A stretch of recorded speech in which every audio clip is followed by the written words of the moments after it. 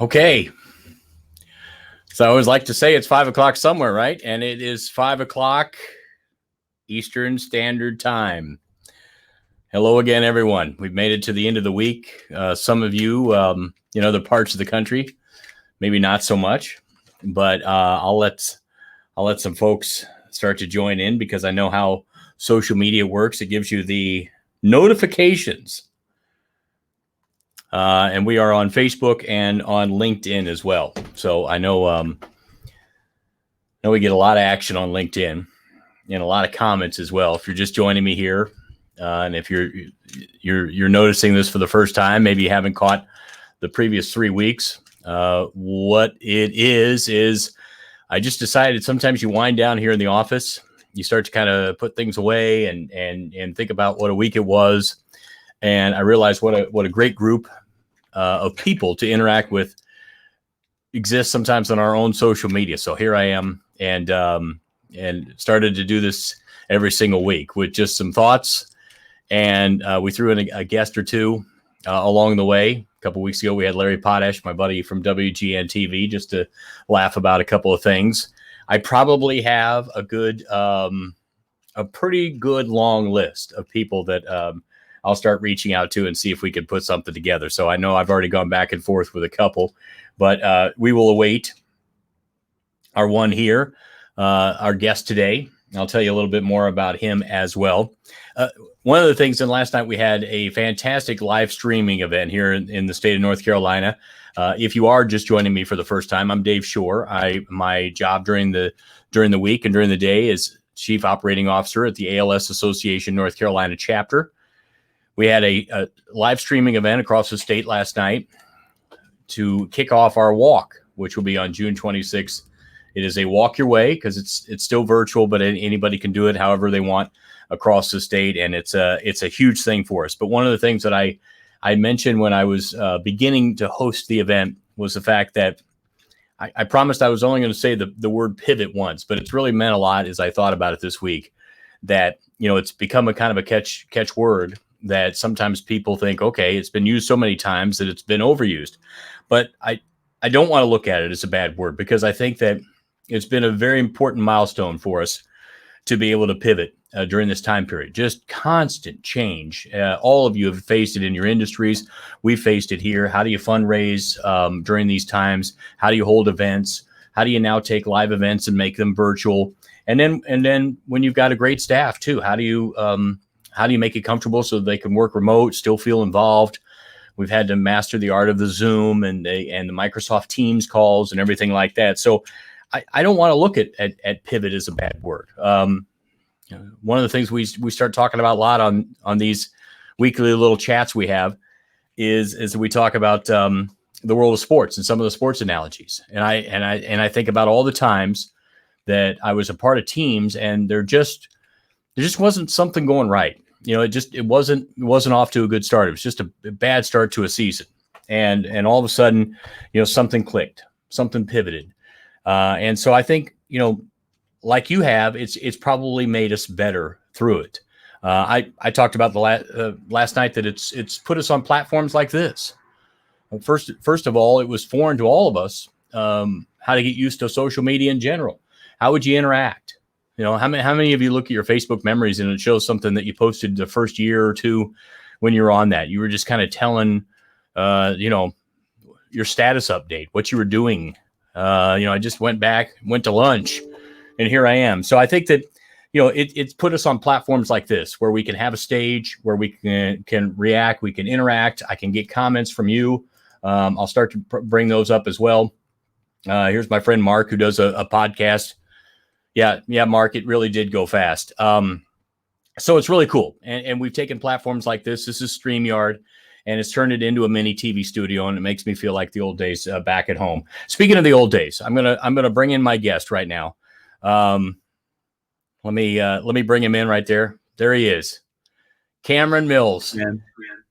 Cam, good to have you on. It's one of those things. I said the power of social media has made me feel like I've been able to stay in touch with you, keep up with you over the years, and for those that don't know. I think, Cameron, your greatest accomplishment is you're just a great person, Cam. But in the world of sports, you wrote your name in the history because many guys would love to win one title. You were able to win 2 titles there in the 90s at the University of Kentucky. How you doing now? What are you up to? I'm doing very well. By the way, don't forget the old days, but we've kept up with each other through social media, but also ran into each other in Dallas one time. So don't forget that. Randomly, when I was living there for a year, and you happened to be what station were you on then? Was that the Fox station? No, that was 103.3 ESPN. That's right. That's right. ESPN. That's right. It's the station that I went to Dallas to help launch. Okay. Yeah. I do remember that. You know what? That's a funny memory. Was it at a Mavericks game?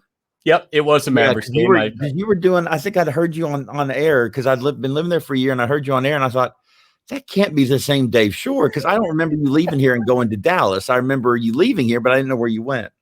So no, I'm doing great. I'm still living in Lexington. Trying to think. I've been doing ministry for 20 some odd years. That's great. Which is what, if you'll remember, that's what when I ended my career at UK, that's what I started doing. And then I've had a couple of cool things happen. I wound up working and that's what I always thought I would be doing, and that is what I'm going to always do on some level. But I got a job with a home health company about 16 years ago, and just a small Kentucky-owned home health company, doing kind of door opening really for our salespeople to get in to see doctors. And that turned into, I'm now working for the parent company, which we got bought out in 2006 by a company called LHC Group. So I work for them now as the vice president, chief culture officer. So that's something I never expected to happen. It was never my plan, but it's kind of cool because it's been like ministry outside of a church as far as the way I look at it. So it's been awesome.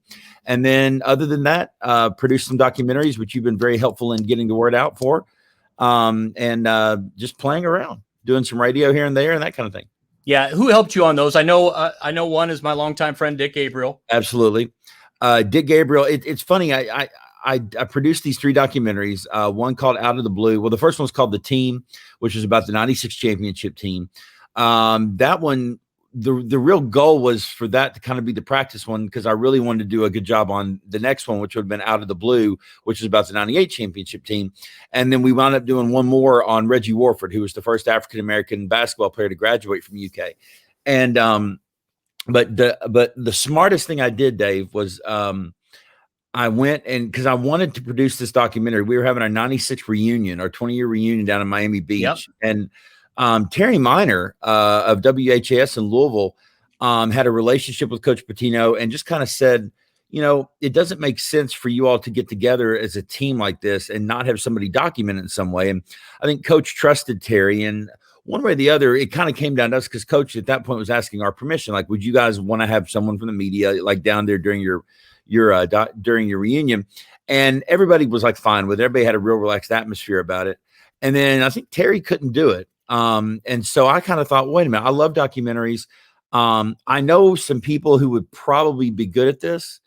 And so I went to Dick Gabriel and I went to Jason Epperson of Epic Films here in Lexington. Yeah. And I said, if I can get you all access to 14 of the 15 96 national championship players, would you guys be interested in doing some interviews and maybe creating a documentary? And Jason and Dick both bit and said absolutely. And I wound up being able to honor my end of the deal, which was get them sit down with cameras. And the hardest part, honestly, at the reunion was getting these guys sit down to do interviews. But we did this really cool thing where we sat them down like in 2 groups of 2s and 3s. It was really done well. Play off each other. But the smartest thing I did, I didn't know how to put a documentary together, and I still don't know. I got a better idea now than I used to. But the smartest thing I did is I went and got Dick Gabriel and Jason Epperson, and these 2 guys, Jason, I say Dick put the story together because Dick knows how to tell a story just like you do from a broadcast perspective, and Jason knows how to spit shine it. And so I put the 2 of them together, and it was, I think all 3 documentaries were award winning. They all 3 won the Associated Press Broadcasters of Kentucky's Sports Feature of the Year award. And then Out of the Blue got nominated for a regional Emmy, which I will tell you, knowing what you've done for years, I imagine you might have been nominated for an Emmy here and there. And I will tell you, it is disappointing as heck when you don't win it. I know. It's absolutely, it's horrible. Because you can only use that I'm an Emmy nominee for so long, but you can use exactly an Emmy winner for a long time. Well, I'll tell you, Jason Epperson has 2 Emmy trophies sitting in his living room, and I remember going over there one time. We were going to do some editing, and I remember walking by him, and they were just like they were too lofty at that point because I think we were working on the first documentary, and I didn't even realize there were awards for this kind of thing. And then all of a sudden had the Out of the Blue got nominated for it, and I was just, all of a sudden there was something I wanted that I've never wanted more than my life, and I might even include the national championships in there, is wanting one of these Emmys just for no other reason to have a freaking Emmy trophy randomly on my above the fireplace on my fire mantle at home, right? Just as a conversation piece, for no other reason than that. And then when we didn't get it, man, I was devastated. I didn't realize that it's something I never wanted before until I wanted it. Yeah, if you're just joining me, this is Cameron Mills, and we're just talking about some old memories and some great stories here. Cam, I started doing this a few weeks ago. It's my Live at 5. It's my way of winding down here in the ALS office. I will tell you, it looks and sounds great. So whatever this StreamYard, yeah, it's working fantastic because you look like you're in HD and you sound good too. Yeah, no, you sound good too. We got to get this because you're doing Cameron Mills Radio too, right? I am, doing Cameron Mills Radio on Sunday nights from 7 to 9. That's another thing I did with Dick. I did radio for 20 years. Well, not quite 20 years, I guess 18 years. Pre and post game show for not the network, but for WLAP 630, the flagship station of the network at UK Basketball. And then that went another direction. KSR came in and kind of, if probably know what KSR is, Dave. KSR and Matt Jones came in. They bought the rights to those 2 shows, and so Dick and I were out of luck. And Dick still had his nightly show, and I didn't think it was that big a deal. I just thought, radio's always been kind of something that I've enjoyed, but it's not been what I've loved to do. And about a year went by, and Michael Jordan at iHeart had been after me, like, well, look, why don't you do your own show? And he'd been after me that for a few years, and I was like, no, I don't have the talent. I can be a sidekick, but anybody can be a sidekick. Yeah. But getting in and out of breaks and hitting hard outs and that kind of thing. That's just too much strain and too much stress and that kind of thing. But I started missing it a lot. And I started missing it so much that Michael stayed after me. And finally, I think September of, I want to say 5 years ago, 15, we started doing a Saturday morning show just for an hour. And then I started enjoying that so much, I asked for more time. And so they gave me 2 hours. And then moved me to a Sunday night slot, which is an ideal slot for sports radio, but it came with some satellite time, so I could do some affiliate work. There you go. And we're up to I think 11 affiliates now throughout Kentucky. No, and I know last week by following you on Facebook, you had your former coach Rick Pitino, the coach of that 96, because you won the 98 title with Tubby Smith, right? Rick just keeps reinventing himself. Do we think that he's the best modern day coach now ever? I do. It's hard for me to say he's not, because if you listen to what I said, because what happened Sunday is, first of all, that's the first time I've had him on my show, Dave. I've had all my teammates, I've had Tubby on, I've never had Coach P on, and the reason is I'm terrified of the man. I'm absolutely terrified, and you understand. I know the interview, but you understand exactly what I'm saying. He's one of these coaches. Now he says he's changed. In fact, one of the questions I asked him is, how have you changed over, your course of 40 years of coaching? And he said he's more approachable now, which as soon as I heard that, I thought, man, I can't imagine what that's like. But to be honest, at the reunion, he was more approachable. We played golf with him. We hung out with him. And that's just not Coach P. Coach P, you're not used to being around him where he's not yelling at you over something. But it's hard for me to say he's not the best college coach in America. And I love Coach Cal. I love what Coach Cal has done. But what Coach Pitino has done everywhere he's been, with the exception of maybe Boston, right? Yeah. Boston, maybe you could throw that out. Everywhere else he's been, he has gotten a team further than they were the year before, at least. Yeah. He got Louisville to 2 Final Fours, maybe 3 Final Fours. Yeah. And a national championship. He got Kentucky to 3 Final Fours and a national championship. He got Providence to a Final Four. I don't know what he'll do in Iona. I'll tell you this. I do believe him, and people mock me for saying that. I do believe that he is at Iona to stay until he retires. I just think he does seem to be very loyal to people who are loyal to him. And as he said on my radio show Sunday night, the president and athletic director of Iona were very loyal to him when they came after everything that happened to Louisville and said, "We don't care, we want you." And so he came, and I think he'll stay there. But you never know. If the right school comes calling, maybe he won't. That's what people are telling me, that if Kentucky or Indiana or whatever. But I think he's already turned down the Indiana job. I don't think he's interested in that one at all. So I don't know where else he'd be happy other than maybe Iona. You know what? There's sometimes I had some funny stories along the way on the road, and most people wouldn't even be able to relate to it. But I got to share one with you. Okay. I'd go to the Final Four every year, and I went to St. Louis the year that Rick took the Louisville team. Okay. To the national semifinal game. He got hurt. Was that the year? Yeah. Yeah. That he got hurt. They lost in the semifinal game. Yeah. So, Rick and his intensity, and I knew it as well. So I'm down at the bar having a glass of red wine the night before the national semifinal game, and I feel a hand on my shoulder, and he says, "Dave, you got room?" And it's Rick. Okay. And I said, boy, I know that you have changed, Rick, because you would have been watching those last pieces of game film before that. And he said, "You know what? I've changed. You know, I've learned how to just let it happen now." What's interesting about you saying that, Dave, is that's another question. Okay, so do you still prepare the way you used to? And he said yes. He said, and I loved his answer. His answer was so good. I think it's such a lesson for so many coaches out there, and a lesson for fans too, who say, Calipari should have done more with the talent he's had at Kentucky. What Coach Pitino said, and this makes so much sense from a player perspective, and I think a fan perspective, is you cannot leave little things to chance. Yeah. Right. And every ounce of preparation you do, you are minimizing the amount of luck, I think, that bounces into it. And there's so much luck that goes with a national championship. You might have the most talented team, but look, it's going to come down to a whistle. It's going to come down to the way a ball bounces. And the more you prepared you are, the more you are ready to stop a team from running an underneath out of bounds play that you have rehearsed more than they have rehearsed. You just minimize the chances of leaving it in the hands of someone else other than your team. And that's why he's always super prepared. We had 46-page scouting reports on every team, 46 pages. We would have splices. I was telling my wife this the other night. We would have splices for 45 minutes on every play the opponent would run. Yeah. So you had their pressure, their offensive press break.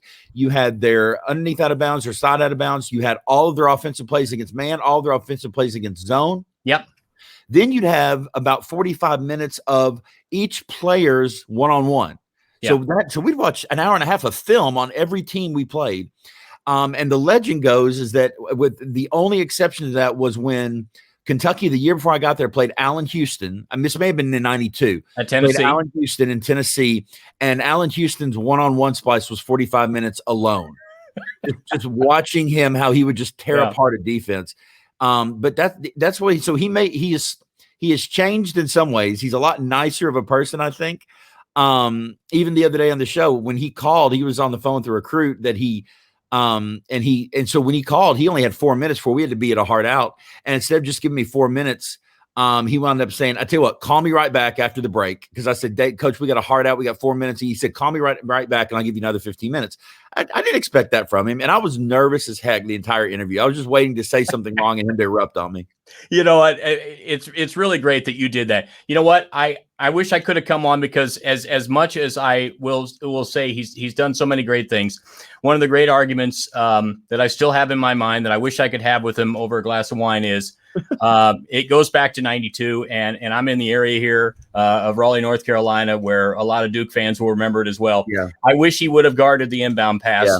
In that tournament game and made Grant Hill run the baseline so he wouldn't have got that pass. Rick many years later would still say that you don't. And I just think if you make the pass harder to throw, then Christian Laettner doesn't get the clean catch. I agree with that, but I also think what he says is he had two guys guarding Laettner. Now, remember, Laettner was 11 for 11 at that point, so he hadn't missed a shot. The problem, I think he said, and what he's admitted is the mistake he made is he told Laettner, he told Feldhouse and Pelfrey, do not foul him. Yeah. So the moment he caught the ball, they're both standing there and not guarding him. And because they didn't want to foul him, they didn't even try to intercept the pass. No, they were just stood there behind him. And so I think he said that was the mistake he made. He had them too afraid to play basketball. And so they both just stood there and stopped playing and just let what happened happen. But I think on the other hand, 2020 being, looking back, I think you're right. If you'd made Grant Hill run, but maybe he still would have thrown it on a dime. But I think on the other hand, it's easier to look back and say that. But that is always going to be a fun conversation to have with basketball people in general. Yeah, no doubt. Cam, let me ask you, that 96 team, if we're sitting in a bar, talking about greatest teams, where does that rank? I mean, I know chemistry wise, but you guys blew through everyone in 96 by double digits throughout the entire NCAA tournament. Is it one of the greatest teams ever? Oh, it has to be one of the greatest teams ever. I mean, we had 9 guys on that team have NBA tenures or NBA careers of some tenure. And I don't know how many teams have had that. Now you've got some of these Kentucky teams that have had a lot. But they've not necessarily won national championships. Only one has. So I think you take the talent was on that team, the chemistry that team had. Now we're going to say, obviously, because we're biased, but we're going to say we're the greatest college team ever. Now, I don't know how that compares to some of those UCLA teams in the 60s, some of those Duke teams and UNLV teams in the 90s, or the early 90s. But I think we'd always say, especially because of the run you had. So you had from the 96 team, you had all that talent. Then you had the same talent get back to the Final Four the next year and the final game. And then the leftover talent, as Scott Padgett brilliantly said in my Out of the Blue documentary, the left behinds. Yep, the left behind from that 96 team still won the national championship in 98, 2 years later. So that's how much talent was on that team. Yeah, it's really quite unbelievable. I was mentioning last week on the show here that if Gonzaga does it, because Cam, I don't know if you remember, but Bob Knight had me call his last 5 seasons at Texas Tech TV play-by-play. So we did a lot of hundreds of hours of shows together. But he firmly believed it wouldn't happen, not because they were gloating of that Indiana team, but that Indiana team went 2 years with only 1 loss. Yeah, I just don't think in the scrutiny of social media today that somebody can go undefeated, and no, I don't know how much you may be right. That may be the reason, the scrutiny of social media. To me, and this is interesting because Coach P mentioned this the other night on my show about being undefeated, because he talked about that Mississippi State game in 96 where this is what he says. He's always careful to say this. I did not intend for us to lose, but I did bench Antoine Walker because I felt like we needed a loss. Now, I'm not sure how those two, I don't know how that reasons together. But I will tell you, in the locker room after that game, he was not his typical angry self. He was kind of smiling Josh around because I think he felt like this resets us. And I think that's what a lot of people leave out. Now, I myself, I don't believe Gonzaga is going to do it. I don't believe they can, not because they don't have the talent. I just think it's so hard to go a full year. Now, this is not going to be a full 40-game year, right? No. But a full year and not start to buy into your press clippings. And I think that was Coach Pitino's fear, is that you had a bunch of guys that if we started, because here's what happens. At some point, when you keep winning games, your coach is still chewing you out and still illuminating every fault and every mistake you're making and trying to convince you. At one point, some team's going to sneak up and bite you. Yeah. And so, but if you're undefeated, if you're 27-0, 28-0, or like Kentucky was in 2013, 2014, 38-0 or 37-0. Or no, it was 38-0 because we could have been 40-0. Yeah, that's right. 38-0 and then lost that game 38-1. If you're 38-0, let me tell you what you're doing as a team. You're not listening to coach anymore. When coach starts to chew you out, you're looking at your record and you're not buying into what he's saying, because he's sitting there preaching about, guys, we're getting lazy on rebounds. We're not boxing out. We're not hedging. We're not rotating on defense. We're not getting back on defense. We're not, all those little things that you get tired of him preaching about all year. You look at your record and you realize nobody's touched us all year. You're not listening to that. And sure enough, that's the kind of thing that'll jump up and bite you on that last game against, well, in our case, Wisconsin in 2014. Yeah, no, it's amazing. Folks, if you're watching on LinkedIn or Facebook, Cameron is one of these intriguing guys who I said good things happen to good people. I covered Cam when he was in high school at Dunbar High School in Lexington, and more on that in just a minute. But I think it's worthy to note, you were a talented basketball player, Cam, but Kentucky was so loaded that you walked on to that Kentucky basketball team, right? Yeah, in '94? it's not because they were so loaded. It's because I wasn't good enough. And I mean that sincerely. I mean, look, I had an scholarship offer to Georgia. Louisville was looking at me, but I was their second choice at two guard for the 95 season.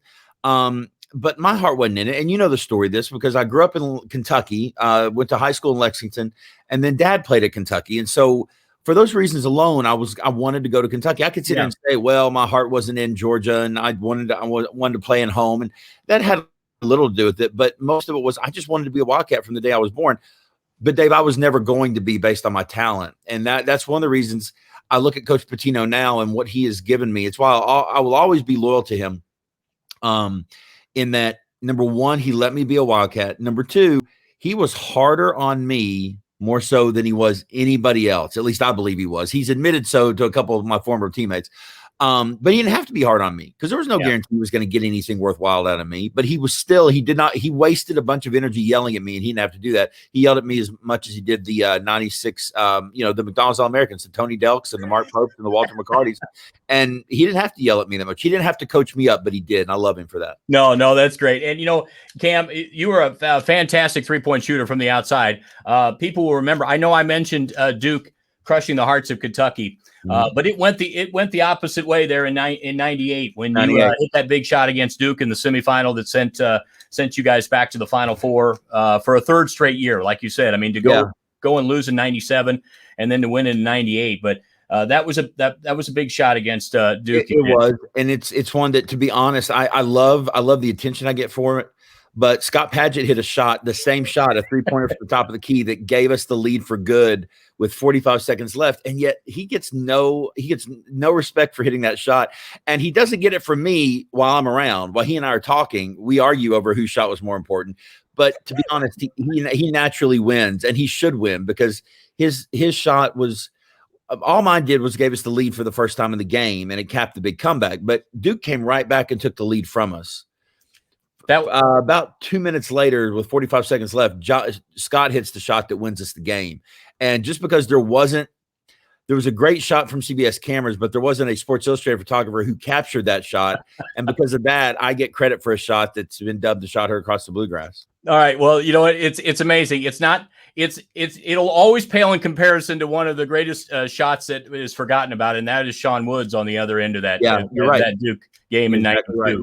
That looked like he won it. Because I remember where I was when Sean hit that shot. Of course, I was the same place I was when Leitner hit his shot. But I remember exactly what I did when Sean hit that shot, and I thought we were going to do it. Now, what 96 team, if they had social media like we did today, what would that have been like? Would Pitino really been pulling out his hair with? Oh no! Well, we wouldn't have been allowed to be on social media. Look, we were not allowed to watch Sports Center. We were not allowed to read the paper, the Herald Leader. We were completely cut off from all media.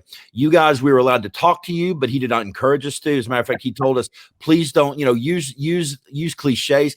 Basically, that scene in the back of the bus of Bull Durham. Yeah, that's what it's word for word how he told us to treat you guys. Give them cliches. Do not give them anything interesting. Make them go earn every story they tell.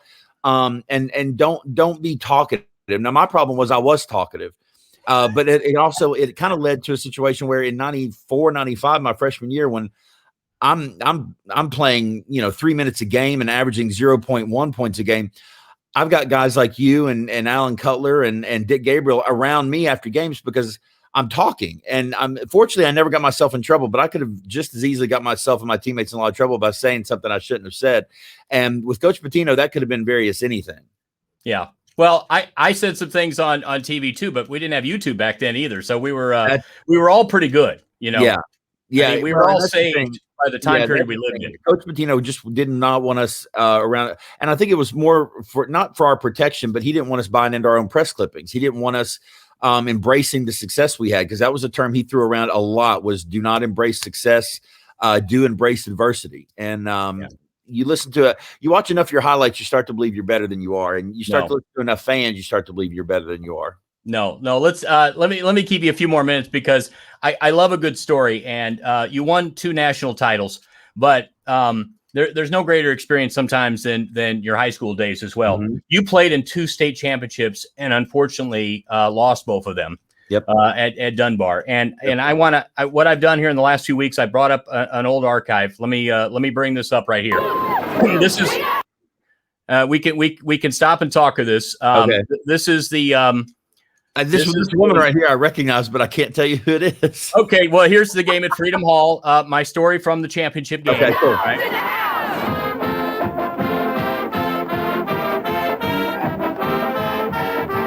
The shaved head, a sign of unity for the Everyone but Dunbar me, Dave. Bulldogs. Everyone but me has the shaved head. I know. We saw you on the What internet. a team unifier I am. Yeah, there you go. The big one 1 year ago showed that they had plenty of bite left to prove to everyone that they deserve to come back.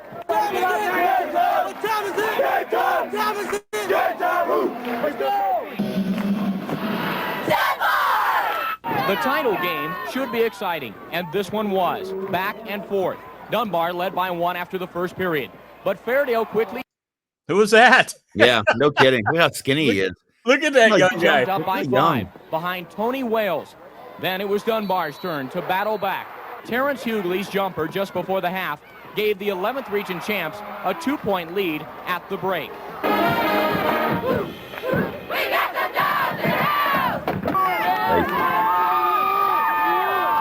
When the third quarter began, Dunbar took charge, and it appeared that they may have enough to pull it off, leading by as many as 7 with 1 quarter remaining.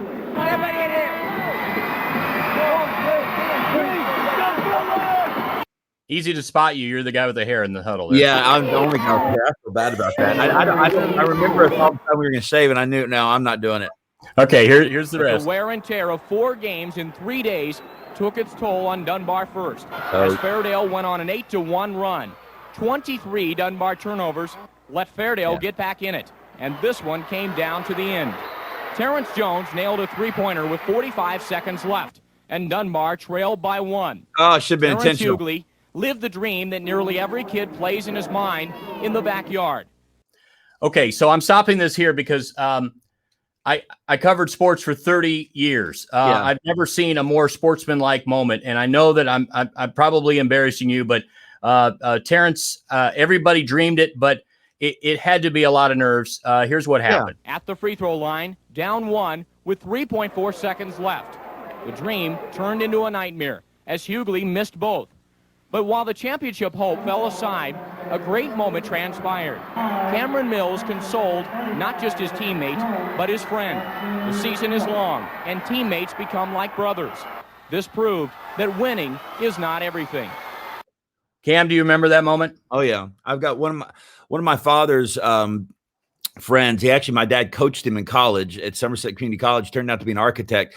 He was at that game and he sketched that entire moment with thousands of people in the stands. Just real quick sketches.